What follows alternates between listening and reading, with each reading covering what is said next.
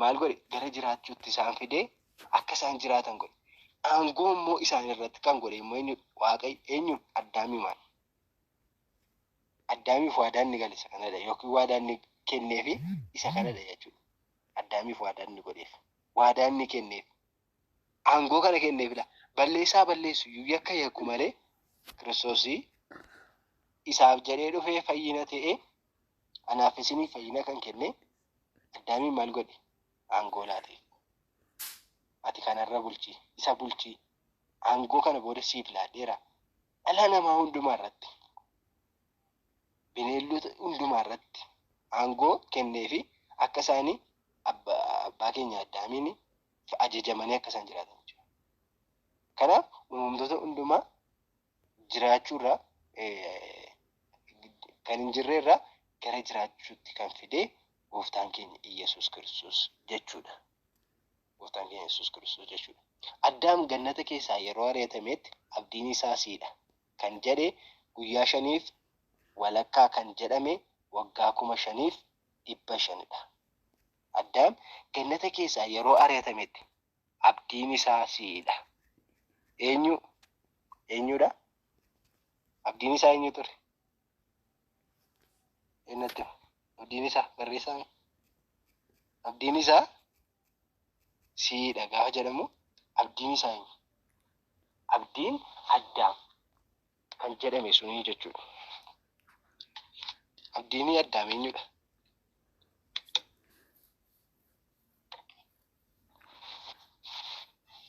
Abdiin Addaam. Addaam gannata keessa yeroo ari'atametti abdiin isaa siidha kan jedhame eenyudha? Isinitti maal jira ammas ikkoo? Abdiin Addaam qulqulleettii dubara maaramidha. Abdiin Addaam qulqulleettii dubara maaramidha. Nama kan biraayyuu miti jechuudha. Isheen akka kan fayyina ta'eef Addaamiif garaa ishee keessa buleeni kan dhufee fayyiseen. Garaa ishee keessa buleetu gooftaan keenya fayyisaan keenya Yesuus Kiristoos irraa dhalatee dhufee fayyiseen Addaamiin. Fayyina kan taate eenyudha? Qulqulleettii dubara maaramidha jechuudha. Guyyaa 5 walakkaa kan jedhame immoo waggaa 5,500 jennu kanadha jechuudha. Guyyaa 5 walakkaa jedhamee kan inni waamamu jechuudha. Guyyaa 5 walakkaa. Guyyaan 5 walakkaa sun immoo waggaa 5,500dha jechuudha. Hojiiwwan gurguddoo Waaqayyoo giiftii keenyaaf hojjete maalidha laata? Kana ilaalla. Hojiiwwan gurguddoo Waaqayyoo giiftii keenyaaf hojjete maali? Tokko inni jalqabaa abaarsa duriirraa bilisa ishee taasiseera. Abaarsa duriirraa bilisa ishee taasiseera. Abaarsi durii Sodoomii fi Gaamoraan cubbuuwwan hedduutti kufanii turan. Sodoomii fi Gaamoraan cubbuu hedduu dalagaa turaniiru. Seenaa Sodoomii fi Gaamoraa yoo dubbistan kan ejjaa turan, kan sagaagilaa turan, kan cubbuutti kufaa turan, kan hataa turan, kan nama miidhaa turan, kan nama ajjeesaa turan. Jireenya gadadoo keessa kan jiraachaa turanii Sodoomii fi Gaamoraa. Akka Sodoomii fi Gaamoraan hin taasisin gaafa jedhamu qoosaa isinitti hin fakkaatina. Sodoomii fi Gaamoraan waan baay'ee ta'anii, rakkina baay'ee ta'anii, biyya badii, biyya cubbuu, biyya kufaatii turte jechuudha.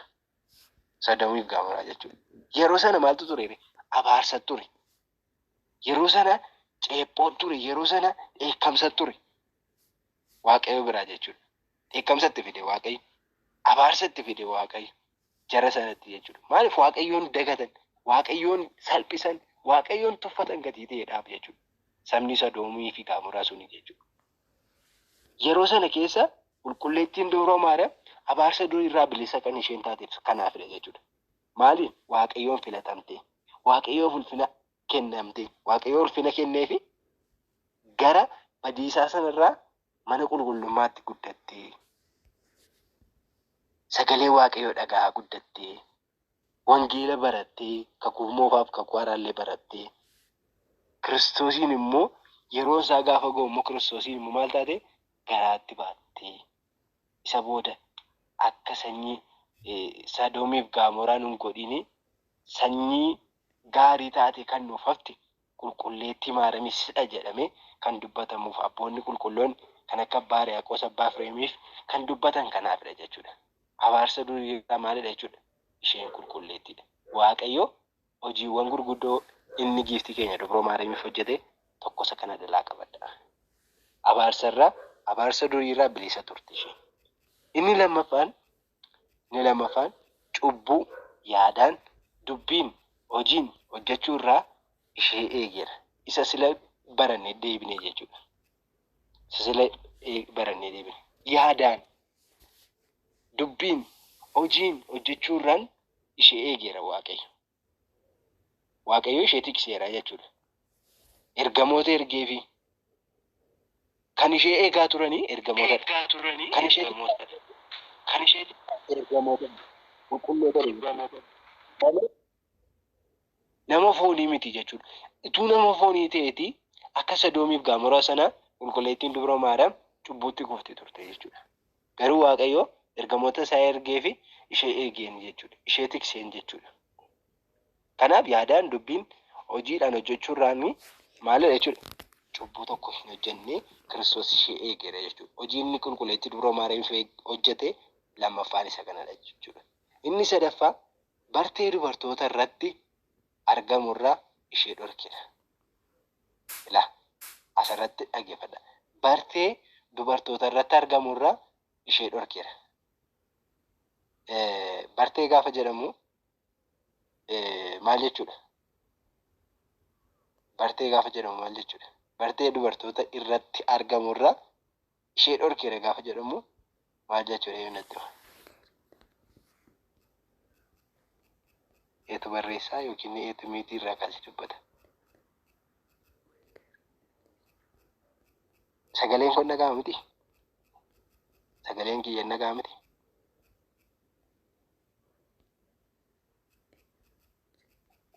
Waan gaarii hin taane jechuudha yaada kootti. Meeshii kan biraa yaala barumsa korsiirra irra wanta ta'eef jakkoon qabu yaala. Meeshii kan biraa bartee dubartoota irratti argamurraa ishee dhorkeera. Gaafa jedhamu maal jechuudha? Bartee dubartoota irratti argamu ishee dhorkeera kan jedhu qulqulleettiin dubroo Maariyaam akka nama foonii warra biyya lafaarra amma dubartooti jiraatan kana miti. Kan Waaqayyo ishee dhorke jechuudha. Ji'aan dhiigni isheetti dhufu dubartii tokko irratti dhiigni ji'aan isheetti dhufu qulqulleettii dubroo Maariyaam irra hin jiru. Argitanii hojii Waaqayyo. Dubartoota irratti ji'aan dhiigni kan isheetti dhufu jira miti. Eenyu jalaayyuu kan dhokatee miti jechuudha kun. Ji'aan dubartootatti dhiigni kan itti dhufu jira. Abaarsadha jechuudha. Abaarsa kan eenyu? Kan Hewaaniin Addaamiin maalidha abaareen? Yaa Addaame dafqiitii dafqa keenyaa rakkadhu jedheen Addaamiin jechuudha. Haadha keenya Hewaaniin immoo maal jedheen? Hewaaniin immoo ji'aaninanii ciniinsuu sitti fida. Dhiigni kee gannammaa ji'aan gannamma jedheetu maal ta'e ishee abaaree jechuudha. Yeroo sana dura maal turte Maariyaamiin? Abaarsa kana keessa hin jirtu jechuudha. Argitanii? Abaarsa kana keessa hin jirtu jechuudha. Kanaaf bartee dubartoota irratti argamurraa maal godheera jechuudha qulqulleettii dubroo Maariyaamiin. Ishee maal godheera? Ishee hambiseera. Ishee eegeera. Ishee tikseera jechuudha. Kanaafidha kan anaafiseen dubroo Maariyaamii irraa adda kan ishee taasisu. Dubartoota irraa kan ishee adda taasisu kanaaf yaala ijoollee. Har'a garuu inni shamarranis inni dhiiraas qulqulleettii dubroo Maariyaamii of qixxeessuu barbaada. Qaamni isaa qulqulluu iyyuu miti. Yaadni isaa qulqulluu iyyuu miti. Maariyaamiin garuu isa kana keessaa iyyuu hin qabdu jechuudha cubbuu isa kana keessaa. Waaqayyo ishee eegee tikseeraa jiraanii jechuudha. Kanaafidha laa qulqulleettiin dubroo Maariyaamii kan nuun jaalala isheef qabnudha kanaafidha. Kan hundumaan keenya kan isheen barartuuf kanaafidha qulqulleettiin dubroo Maariyaamii jechuudha. Kanaaf inni sadaffaa bartee dubartoota irratti argamurraa kan ishee eegedha jechuudha. Afuraffaan samii fi lafti baachuu kan isaaniif hin danda'amne samiif lafti baachuu kan isaaniif hin danda'amne kirubeeliin taa'umsa ibidda isaa kan ba'ataniif. Argitanii? Samiif lafti baachuu kan hin dandeenye yookaan kan hin danda'amne kirubeeliin taa'umsa ibiddaa isaa kan baataniif, suraafeeliin kan ixaanaan ulaniif, ergamoonni kan isaaf hollatan gadameessa garaa isheetti baachuudhaan. Sababa kanaaf nutis akka qulqulluu Daawit yaa magaalaa Waaqayyoo, yaa dubroo Maariyaam, siif waan ta'ee ajaa'ibsiisaadha jechaa maal taane jechuudha? Ishee galateeffanne jechuudha. Kirubeelii kan isaan sodaatan, kirubeelii, suraafeelii kan isaan sodaatan eenyuun? Kiristoosiin, Waaqayyoon jechuudha. Ittuun siqanii irraa fagaatanii ixaanayyuu kan itti aarsanii jedha. Samiif lafti baachuu kan isaaniif hin danda'amne. Samii fi lafti baachuun kan isaaniif hin danda'amne. Kirubeel taa'umsa ibiddaa isaa kan baataniif. Suraafeel kan ixaana ulaniif. Ergamoonni kan isaaf hollatan. Maal taateetti? Garaa isheetti ba'atteetti. Ergamoonni iyyuu koochoo isaanii maal godhu beektu?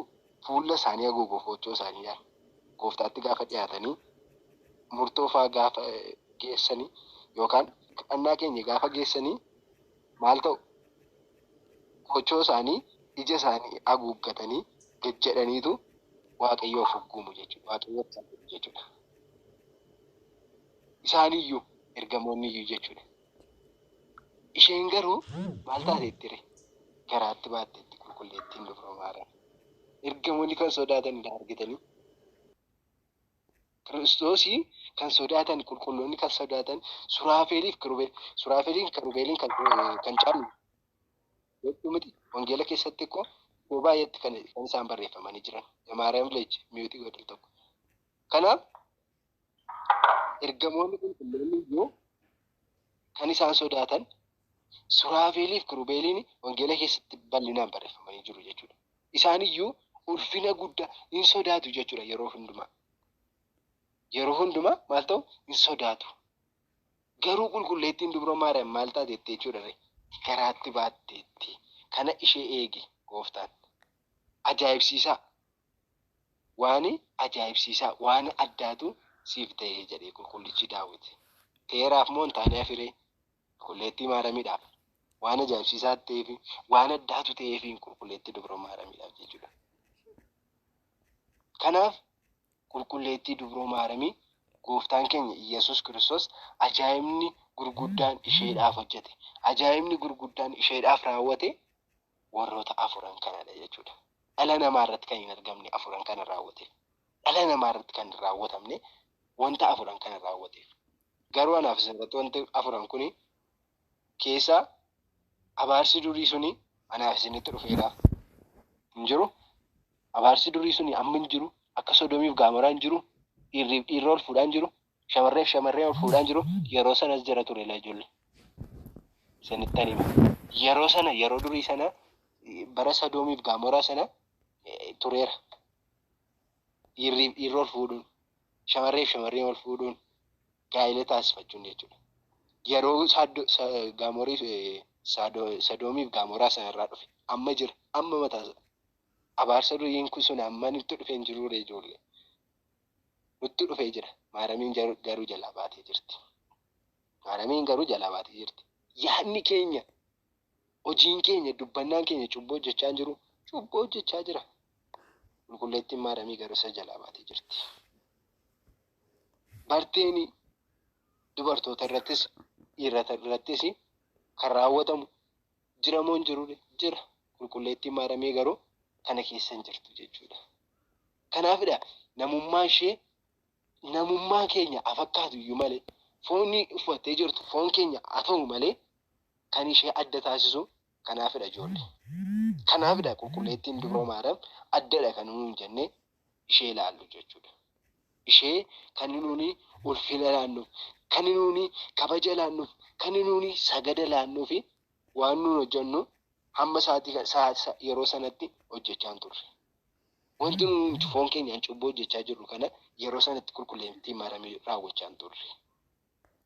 Kanaaf haati keenya qulqulleettiin dubroo maarame anaaf isiniif fayyina, anaaf isiniif jireenya, anaaf isinii fi gidiraa keenya kan nurraa kaaste qulqulleettii dubroo maaramii qofadha. Eenyuyyuu kan nutti himuun malee wangeelli kan nutti himee jiru jechuudha. Wangeelli kan inni anaaf isinitti himee jiru isa kanadha jechuudha. Kanaaf qulqulleettii dubroo maaramiidhaaf ulfina laanna. Kanaaf qulqulleettii dubroo maaramiidhaaf galata laanna. Kanaaf hin saalfannu. Isheedhaaf sagaduu, isheedhaaf jilbeenfachuu, isheedhaaf uggumuu hin sodaannu. Yoomiyyuu taanaan jechuudha. Waan beeknuuf saganna. Kanaaf saganna laa kanaaf barumsa kanaafidha. Barumsa kana yoo namni qabaate akkas turee lakkaanii. Waa'een qulqulleettii dubroo maaramii duraan akkas turtee kana raawwachaa turtee kana immoo keessa hin jirtu lakkaan kanaafidhaa jedha. Kanaafuu maaliin ta'uu qabnu ree? Qulqulleettii dubroo maaramii itti saalfachuu hin qabnu. Qulqulleettii dubroo maaramii itti qaana'uu hin qabnu. Ijoollee badhaasa keenyadha. Kennaa keenyadha. Isheen jechuudha. Kanaaf hamma dhumaatti ishee jaallanne, hamma dhumaatti ishee ulfina laannee nama jiraatu Waaqayyo abbaan keenya nu haa taasisu. Tokko tokkoon immoo yeroo taanutti abaarsi durii maal jechuudha? Abaarsi durii maal jechuudha kan jedhu immoo bal'inaan kan tokko tokkoon waliin ilaallu ta'a. Isa booda abaarsi durii sana ilaallee kadhannaa Maariyaamii mana qulqullummaa keessatti maal kadhachaa turte? Mana qulqullummaa keessatti dubroon Maariyaam kadhannaa ishee maal ture? Kadhannaa isheen godhachaa turte namni beeku jira? Kadhannaa isheen raawwatachaa turte jechuudha. Gaafa mana qulqullummaatti har'a guyyaa 3 miti? Har'a gaafa 3dha kan isheen mana qulqullummaatti seente. Guyyaan irraa jechuudha. Gaafa isheen mana qulqullummaa seentee mana qulqullummaa jiraachuu jalqabde sanatti kadhannaa ishee Waaqayyoon kadhachaa turte maal ture? Gaafa achii baate immoo mana Yoosefiin galte immoo mana Yoosef keessatti maalidha kan isheen kadhachaa turte? Kan isheen Waaqayyoon gaafachaa turte kadhannaadhaan maalidha? Anaafis maalirraa barree dabarraa? Tokko kadhannaarraa barree dabarraa. Wanta isheen kadhatte anis kadhachuun qaba jennee kan irraa barree darbinudha.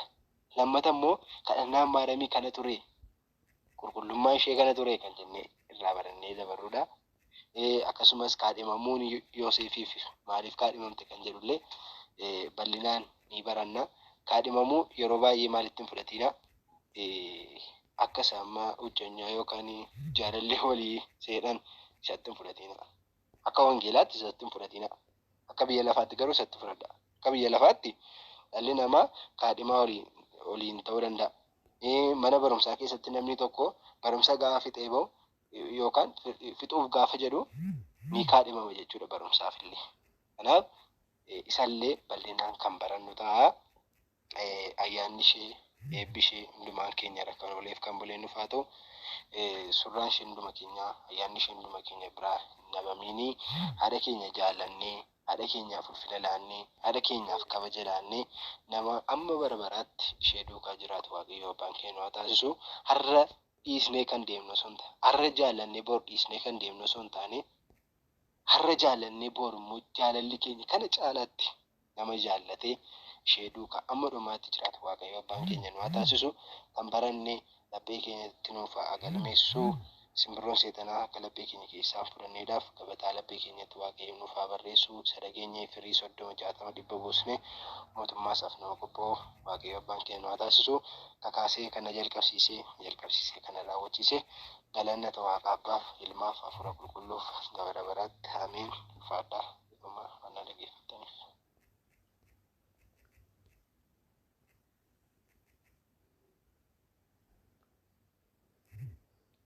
Ameen barsa keenya Waaqayyo sagalee jireenya si haa dhageessu, Waaqa sagalee jireenya si haa dhageessu, eebbifaamii Waaqayyo si haa eebbisu. Ameen.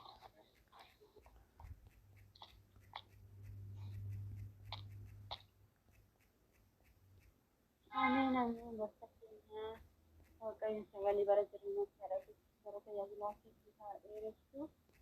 nuti eebbifame waaqayyo si haa eebbisu. Ameen. Ameen. Eebbifamaa isin. Ameen ameen barsiisaa keenya waaqayyo sagalee jireenya si haa dhageessu bara jireenya keessiif haa dheeressu. Hirmaattuu maaddii isaa tajaajiltuu mana isaa dhaltuu mootummaa si haa raksisu eebbifame. Ameen. Ameen. Eebbifamaa isin. Ameen. Ameen. Obboleessa keenya waaqayyoon sagalee jireenyaa si haa dhageessisu. Sagalee jireenyaa si haa dhageessisu. Waaqayyo si haa eebbisu. Kennaa kee irratti kennaa kee daddabalee siif haa kennu. Eebbifamee eebbifame. Ameen. Eebbifamaa isin. Asheenumaan.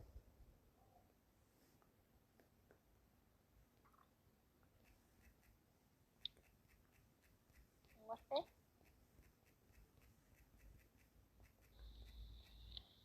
Ameen ameen barsiisaa keenya dhugumatti waaqayyo gooftaan sagalee jireenyaa isin haa dhageessisu bara tajaajila keessanii haa eebbisu.